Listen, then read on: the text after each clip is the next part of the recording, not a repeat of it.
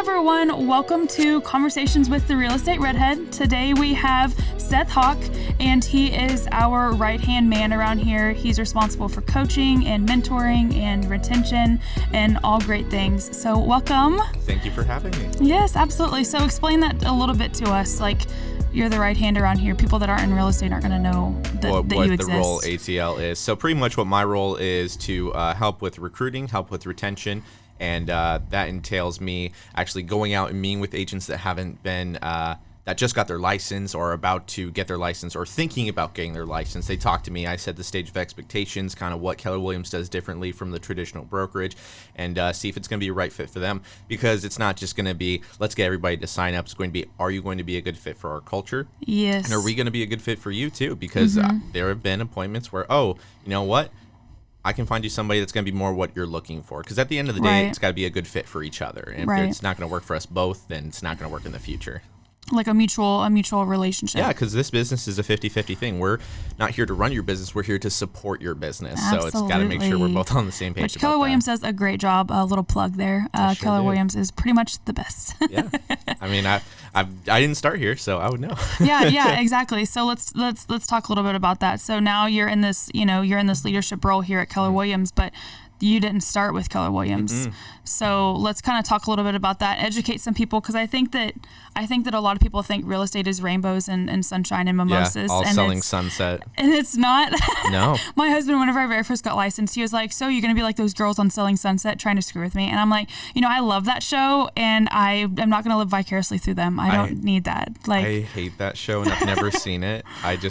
The amount of people that would say, like when I introduced myself, oh yeah, I'm a realtor. It's like, do you watch Selling Sunset? Seriously, that was my husband. Out of a principle, I refused to watch it. Yeah, just because of that. I could sit there and watch shows about real estate all day long. Yeah. Like, I don't want to be like them, and they don't necessarily portray things accurately. Yeah. But they're also in California, so I don't know. I mean, they go and they get all excited about something going under contract. Like, no, bro, you don't know what that means. Like, just because you're going under contract doesn't mean you're closing. That's easy. Like, yeah, going under contract's the easiest part. I love the shows on HGTV where they're actually realistic. Like Hometown is my favorite, because they'll take these really realistic budgets, realistic properties. Things will go wrong, things won't work, and they'll show it all. Yes. And it's just a really nice family that does it. So that's probably the only show on HGTV I can actually watch. But circling back to me and how I got started. So I got my real estate license when I was 19. Nice. So I was already that small fish in a large pond. I didn't know what I was doing. I didn't know anything. The school doesn't teach you anything. School just teaches you how to pass the test and how not to get sued, and they already don't do a good job of that. Exactly. So I had really no idea what I was doing, and I joined this brokerage because their business model was faith, family, then real estate.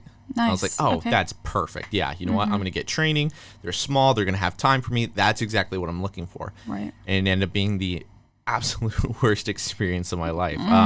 I was at a 50-50 split, minus 5% royalty, so I made little to no money. So let's describe that. Hold on, pause. So whenever you're 50-50 split, that means all, out of the commission you make from the deal, 50% you hold on to, and then you have to pay 50% back to your broker. Correct. Gotcha. And then 5% royalty on top of that. So royalty is 5. Where does that 5% come from?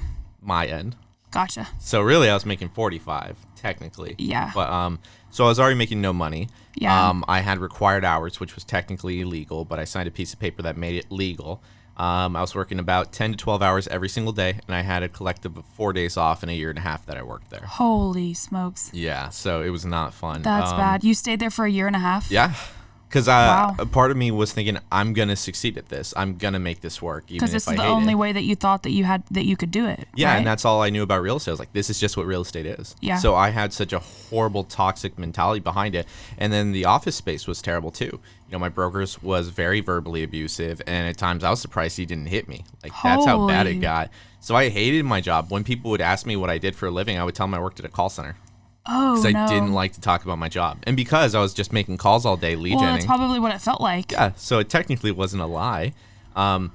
It was horrible, and I hated it, and I didn't get any training. So imagine this baby-faced kid walking into an industry like that. It was a party trick when I go to networking events. I'd say I'm a realtor, like, oh, you're a realtor. It was just like, it was almost like a joke. And so I had to, one, learn everything on my own, two, really kind of push myself and set myself apart from everybody, considering I was one of the only agents under 25 at the time. Yeah. I later found out there was like 6 total in all of Coastal Bend that were Wow. under 25 at the time I was licensed. Wow. One of them works here.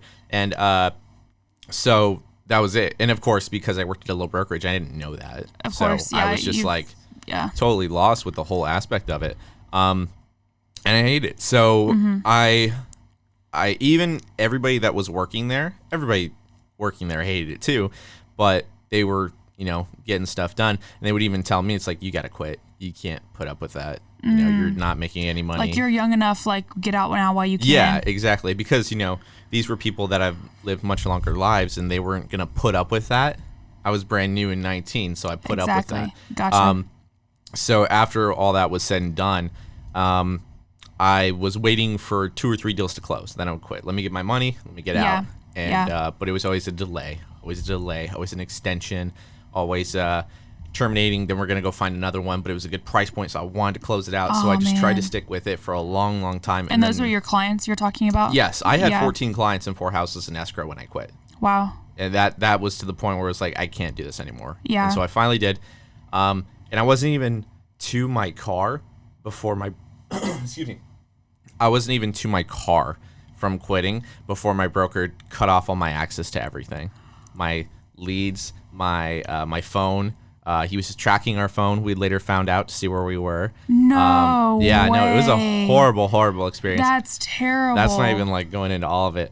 But so it's to my car, so I couldn't even tell my clients, like, hey, I'm stepping back. You're in good hands. No, just nothing. So I don't know what happened to those people. This is why you've got to interview, and you got to understand that everything is not at face value, right? Like people need to interview their brokers. Don't just go with what you've been told or what you think is okay. Or with reviews online or anything. Yeah, because that's how it is whenever you get into this business, right? Like, even though you said Keller Williams still will vet the people that they will allow in, it's still a mutual interview type of process. Yeah, we'll turn away top producers because they won't be a cultural fit. We would much rather take the brand new person and turn them into a top producer because we know what we can because they're a cultural fit. So after all that had happened, I took like a week and a half off because that was the first time I ever had off. And when I was doing that, my family was saying, "Oh, you got to start interviewing." I was like, "Yeah, I'm going to interview." And honestly, I interviewed every broker that I was interested in South Texas because, 1, I didn't even want to go back into real estate. Yeah. And then 2, just to show that I was actually doing it. Yeah. And interviewing all these people, there was no value proposition. It's just everyone had a better split than me. So I knew wherever I was going to make more money. Right. But what was important to me was training and not knowing what I didn't know. Yeah. Because by a year and a half in, I kind of know what I'm doing. I know how contracts work. I understand how the process works, but I don't know what to do in certain situations that have never come up. Right, exactly. What do you do if there's someone sleeping on the couch during a showing? What do you do if there's somebody, you find out your seller has a secret wife right before closing, and he has to give up 50% of the proceeds, and he refuses to do so, and he threatens to sue you because you didn't know he had a secret wife and secret family. Wow. Oh, that happened this year. That's not fake. Yeah.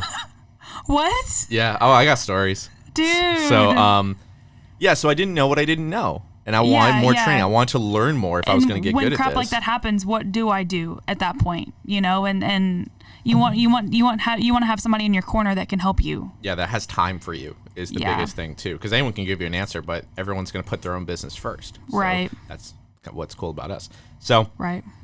Everywhere I interviewed, they were okay at best, and I didn't want to interview KW. Because you knew that we were good? No, I didn't want to interview them because I wasn't interested in working here. Gotcha. My mentality was that million agents, I'm going to sit at a desk and hope something falls in my lap. And even if it does, I'm going to drown because no one's going to be able to help me. No one's going to have time for little old me who just started out. Yeah. So that's why I didn't interview them. And then I was all out of people to interview. And I was like, okay, fine, let me interview them just to say I did. Yeah, just and check it so out. when I actually did, I was so blown away by the whole interview, the resources, and everything like that. That I was walking in my car. I tell everybody this. I was walking in my car and I thought, how quickly can I call back without looking desperate? And the answer was a day, and I've been here ever since. That's so awesome. Yeah. Yeah, I remember that story. Yeah, I love sharing it because it Yeah. shows that like I get where you're coming from. Exactly. It's not just some corporate person that doesn't understand the day-to-day. I've lived in the trenches, so I know Yeah. exactly what you're going through right now. 100%. Especially with people who might be switching brokerages too. Like Yeah. I've been in that position. It's terrifying. Having to rebrand yourself to a new brokerage. Rebranding, what happens to all my leads? What happens if I'm not happy here too? Yeah. What about all the bridges I'm burning? What about this? There's a Yeah. lot to think over. So Yeah. someone who's literally been in that position can help them quite a bit with it. So Well, and it's hard picking your brokerage too, because like you said, it's like, you know, I was having this conversation with a friend who lives out of town this weekend, and she's with like a discount broker. yeah. You know, they still have value, but their split is hardly and non-existent. Yeah. But and then one of her friends was asking me, well, why are you with Keller Williams instead of a broker like that? And I was like, and it's not even a question to me. Yeah. And I know that y'all provide so much value that it doesn't even matter to me, you know? It honestly doesn't. And I can't imagine myself anywhere else. So many you know? people just look at the split number at the end of the day. Mm-hmm. They don't realize that a lot of these brokerages charge all these added fees on the back end. Yeah. Or, you know, there's a broker that charges almost $3,000 just to sign up with them. Whoa. Yeah. So they're going to get their money. And for some people, that discount broker might be a perfect fit because they might do one deal a year. Exactly. They don't want all these fees. They don't want a monthly fee. designated or required production or something like that. Not that we do, Exactly. but anything like that. So it might be a perfect fit for them to hang their license and just do one or two deals and just get referrals. Right. So, but that's why we interview with them to see what are your expectations of us, and then here are our expectations of you. Exactly. So it's got to be a good fit for everybody. Yeah. So. Yeah, which I think that's really valuable. I remember not long after I started, we hired Robin as the success coordinator too, right? That's her title, I think. She's unbelievable. And it just goes to show, like, all the time, it's just more and more value that y'all are always providing. And it's just so nice to be part of an excellent brokerage that's like that. Yeah, it's inspiring to work on the back end of it too, especially coming from where I came from. Yeah. I'm super appreciative of what I have because I went through what I did, and I don't regret starting at that brokerage because I learned a lot, honestly, not like in a nice, soft kind of like, oh, it was worth it.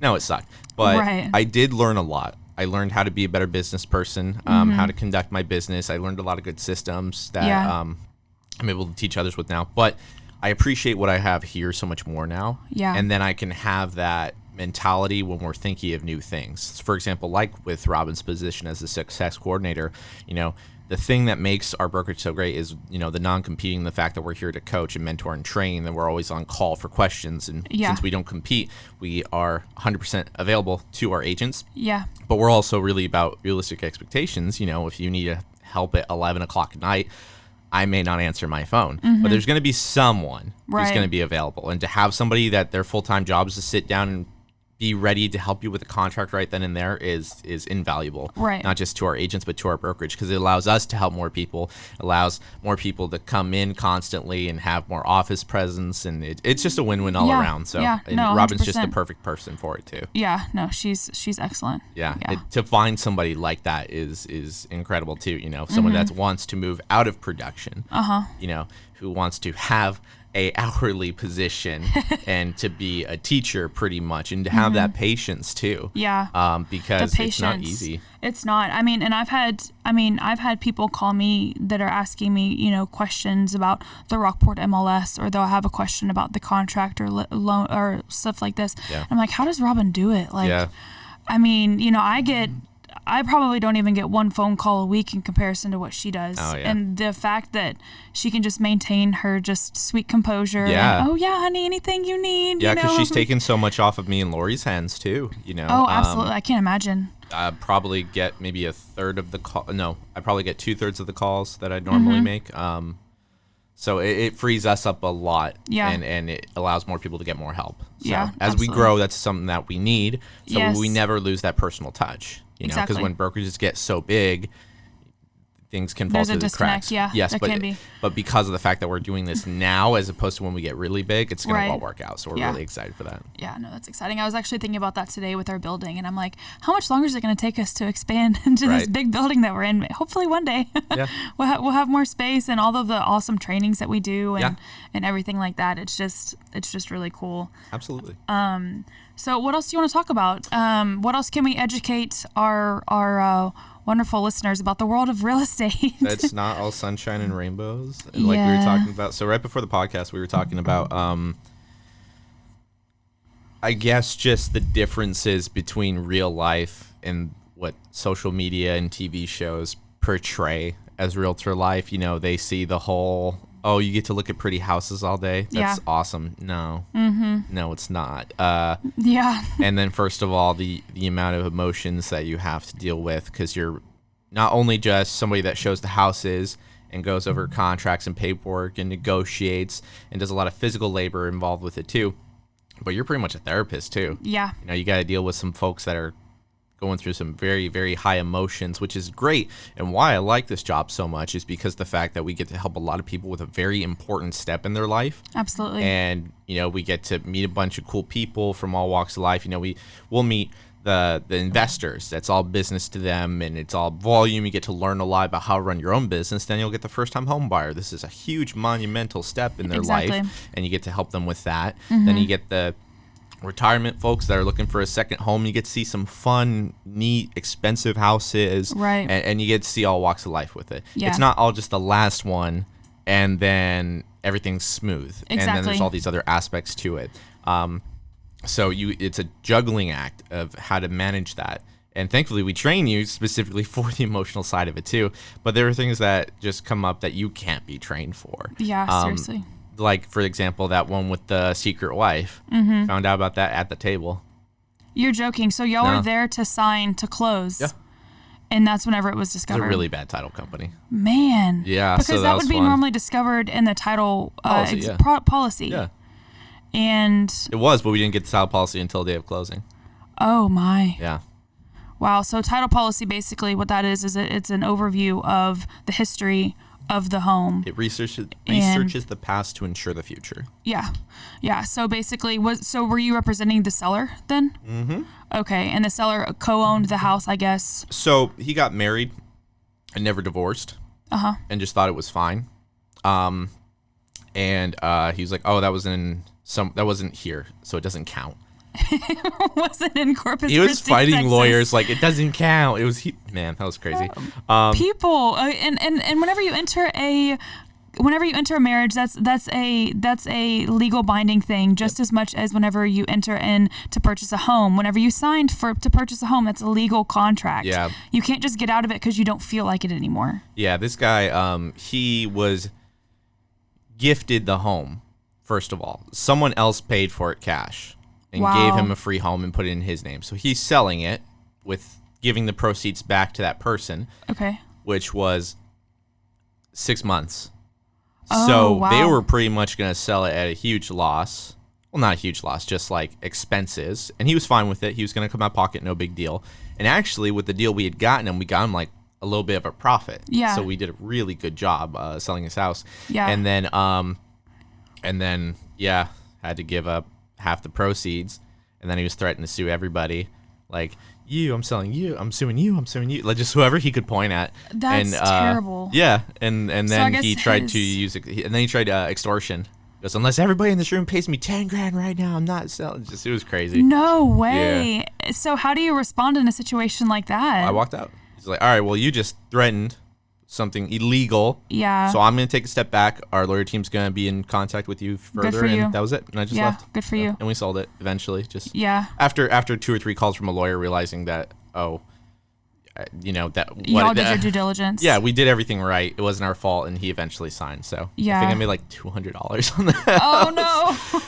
it was just go away money. You know what I mean? Exactly. So we made sure the other agent on the other side got a full commission. Yeah. And I just reduced mine to nothing just to make sure it happened. Just be done with it. Because all I did was throw up a sign and photos because it was an easy sale. And that was when the market was crazy to where if you had a little cardboard sign out that said for sale, it would sell. Absolutely. So it wasn't a big deal. Yeah. So I didn't care about not making money on that one. Yeah. Well, I don't know. I feel like what we were talking about too, like everybody, and since I've gotten into the industry, I've had multiple people reach out to me telling me that they want to get their license, or that, oh, I just look like I'm having so much fun. You're just so successful. And it's great. The compliments are great. Yeah. It's sweet. It's encouraging. It shows that your branding is working. Yeah, exactly. It's encouraging, and all of that. But at the same time, it's like, you don't know what you don't see. Like it's back end of it. The back end. I mean, we are small business owners, and I feel like so many people just don't understand that, and a lot of times they don't understand the value either, that we provide. And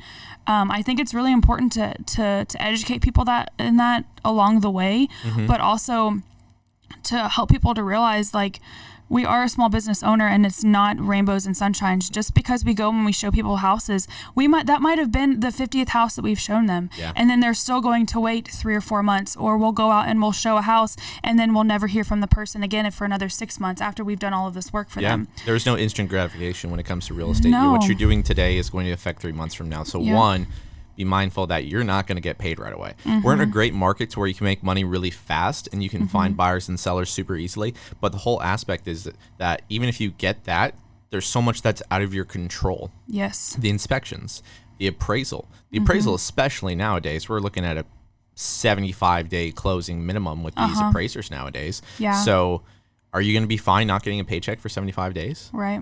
Are you going to be okay with pretty much working 75 days, then getting paid for it? At the very end. The commission structure of it, how much it actually costs to be a realtor with board dues, MLS dues, super lockbox fees, the fine print, gas money. Yeah, the cost taxes, of just driving around everywhere. Your clothing expenses, stuff like that. So there's so much that people don't go into when they talk about real estate, but that's exactly what we do when we interview them. It's like, okay, how's your living situation? Right. Do you need to make money to eat? Because maybe do this first. Maybe do it part-time and get your training done. Then do this, etc. We work out something custom with them depending on what their expectations are. And a lot of people have pretty good expectations. Like, I get this commission. I get that I'm not going to make money right away. I want to learn, and then I'll make money as I go. And honestly, if you just want to genuinely help people and want to put in the work and just go from there, you're going to do fine. Because if you just treat people right and care about what you do, the business will come,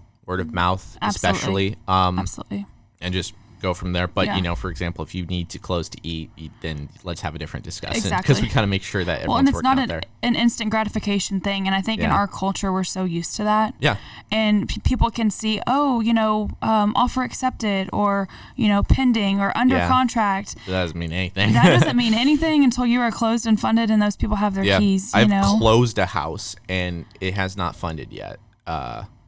Until like a week later. So even closed, I have not changed it in MLS until I know that thing is going to actually be funded, check in hand. Because there's a difference between closing and funding. Exactly. So it happens all the time. Yeah, seriously, because you can close, but you can't fund, and that's how the purchase goes through. Yeah, and then people also just think we look at pretty houses all day. It's like, no, I look at gross houses. I work with investors. It's like, I'm going to those houses where I'm scared to open the door kind of thing. Yes, absolutely. Have you had any of those yet? Like, where you've gone into a house, or just like it's been super gross, or like has there been someone in it? Because I've walked in and people have been asleep in the house before. So I haven't had somebody be asleep. I did have my very first listing ever. That was a disaster. Yeah, that was a crazy story. That was a really bad one. You even want to talk about that?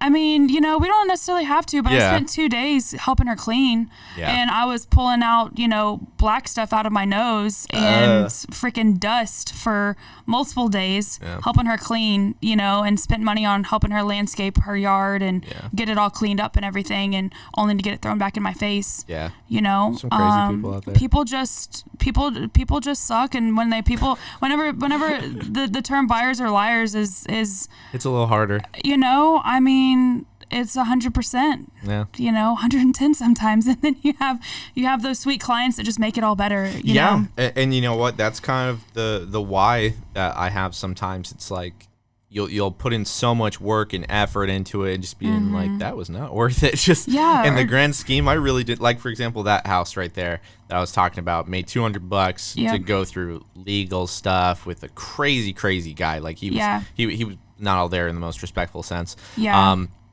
But you know what? The family that moved in, that was their first house they ever bought. They had no problems, because I made sure that did not kind of cross the line, and I kept this mess away from them because that's not awesome. something they had to deal That's with. very professional. So they had a really good experience, Yeah. and then they got done. So that was nice.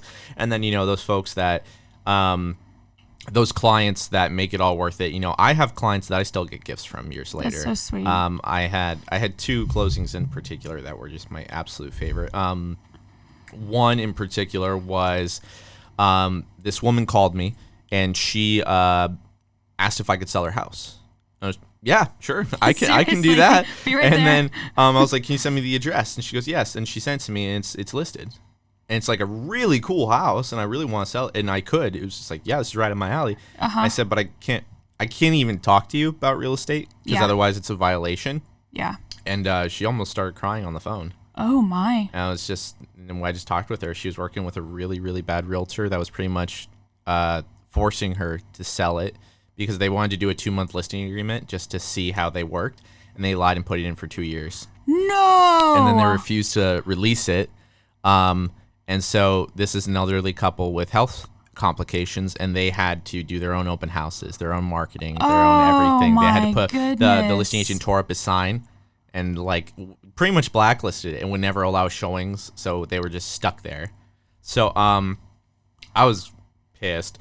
And then I just told him, you tell me the second that expires, and then we'll get it done. And we did. So the day it expired, I got the photos done. I got websites up, marketing up. Yeah. Boom, boom, boom, and I sold that thing in 3 days for more money. Wow, that's so awesome, Seth. So, that's great. and it was a fantastic agent on the other side, fantastic family buying it, no issues whatsoever. That cash, is amazing. It was perfect, That's and I still amazing. talk to them. And they went door to door throughout that whole neighborhood and gave out my cards. So I still so talk with them, heartwarming. and they're always on my Facebook, just like, you're doing so good. It's like second grandparents now. I was gonna say, yeah, exactly. So there was stuff like that. That's you so know, sweet. where they're that appreciative. They did Exactly. a video testimonial for me. Like Wow. that was how special that was to them. Wow. That is So incredible. that's I love what that. keeps you doing it. Yeah. Helping people like that. Yeah. Not necessarily the money, because again, the money's just going to come naturally. If you Exactly. just genuinely care about helping people Yeah. and you want to do a good job and you want to run your own business, it's Yeah. perfect. Yeah. So. Yeah, I tell my husband, I loved what I used to do. I don't necessarily miss it because I still get to help people. And that's why I loved what I used to do, is because I got to help people understand something that was very complex that they just did not get. Yeah. And that's in a lot of ways the way that real estate is I get to help people, Yeah. and I absolutely love it. And even if I got paid a salary of $1 million, I wouldn't go back. Yeah. Like this morning, for example, my mom called me and my aunt and uncle are in town and they're staying with my parents, and my dad made pigs in a blanket. I was over there in 10 minutes. Yeah. I 'Cause was you checking could the market. leave. Yeah, I was checking the market and I was doing something, and I told her I was going to finish up what I was doing. And then my husband, he works from home. We both went over there. Yeah. We hung out with him. He's with me in Corpus, hanging around right now, Yeah. working. And it's just like the way that everything is just falling into place for us, and the way that it's just happening. I would have never in a million years thought that this would be what I'd be doing. Yeah, me and either. It's just so cool. Yeah, I had no interest in real estate when I got into it. Yeah. My dad is a jack of all trades. He's done everything from ministry, property preservation, sales, appliance sales, tattooers. Like, he's done everything. No way. Yeah, no, my dad's awesome. That's so cool. And for a short time, he was a realtor during 2008. Oh no. But we did very well for ourselves. That was probably one of the most well-off my family ever was. Wow. He always wanted me to get into it. I was in 5th grade, I think, when 2008 happened. And he always wanted me to get into real estate from that point on. Wow. And in junior high, in high school, he's just like, yeah, I want you to go into real estate. And I had no interest in it. I was that kid that was like, I'm going to make video games and like, I'm going to make my own, it's like, so I was awesome. that kid. And I had no interest in it. And then in high school, I had to shadow under somebody in an industry for a class. And the girl who sat next to me, her mom was a realtor. Nice. So I was being lazy and making one phone call rather than like going around. So I shadowed under a realtor, a local realtor, and I have actually gotten to do a deal with them That's in cool. my current career. So that's awesome. That's so awesome. And so I did that. And then when I went to college, my professor for business, because I just kept it basics and I wanted to do 1 or 2 business classes because I knew I was going to do something with business. And they were a former realtor, and that's all they talked about. They would equate every lesson to real estate. Wow. And I was like, okay, I get it.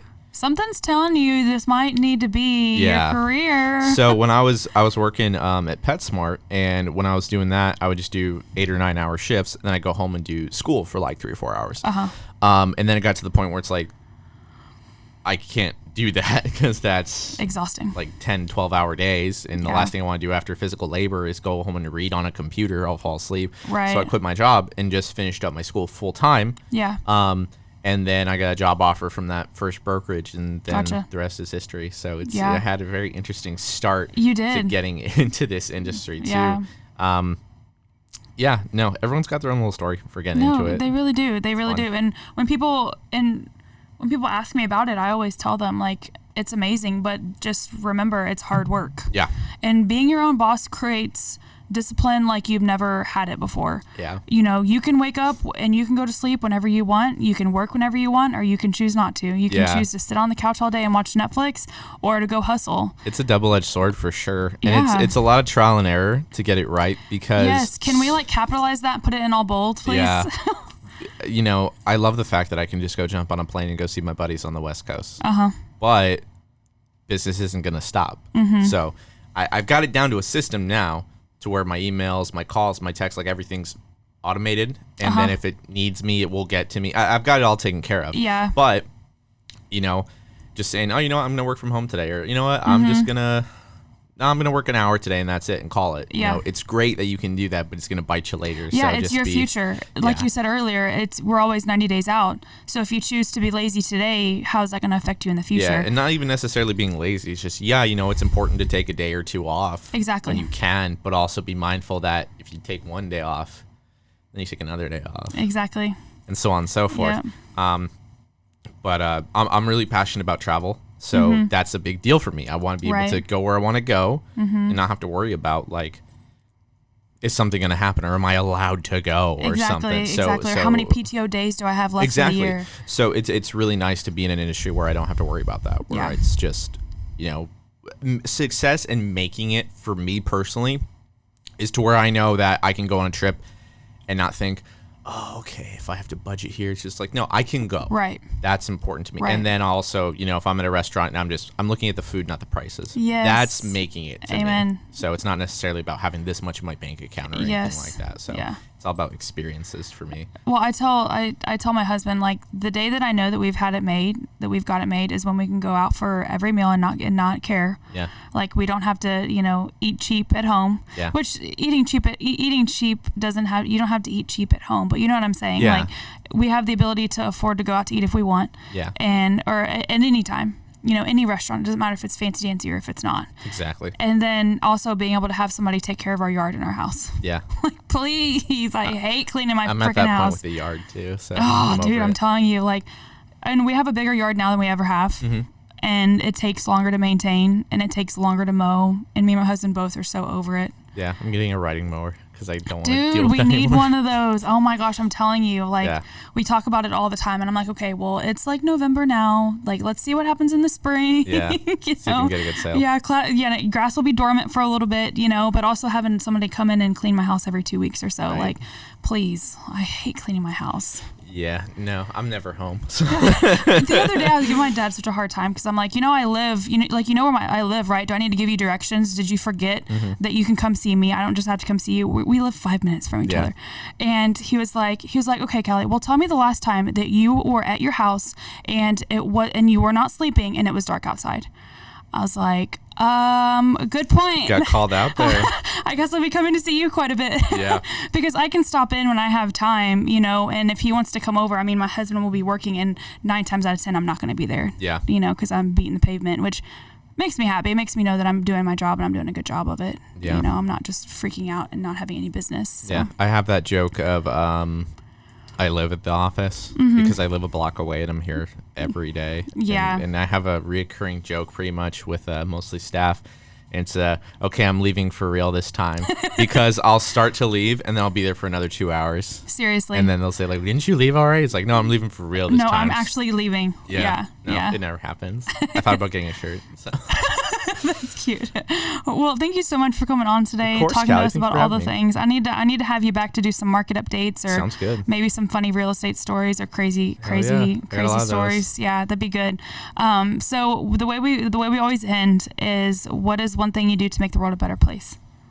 What do I do to make the world a better place? That's a loaded question, man. It is.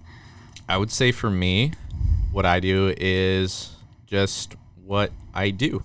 What I do for the Market Center, what I do for agents is just so many people have delved into my life to make my life fulfilling and successful, and to make it that I love my job so much, and just doing the same thing for other people. Right. You know, those late night calls, those emergency, I need this taken care of, but I don't know what to do. It's like, oh, I'm embarrassed to ask the question. No, because I've been there. Right. So the same way other people have given up their expertise and time to me, I want to be able to do to other people. That's awesome. So that way it's just that they are fulfilled and passionate about what they do and successful in the same way others have done for me. Yeah, absolutely. And being available. Yeah. Yeah, making yourself available. That's awesome. That's awesome. Well, thank you guys for tuning in today. And thank you, Seth, for your time. Thank you. And happy listening. Have a good one, guys.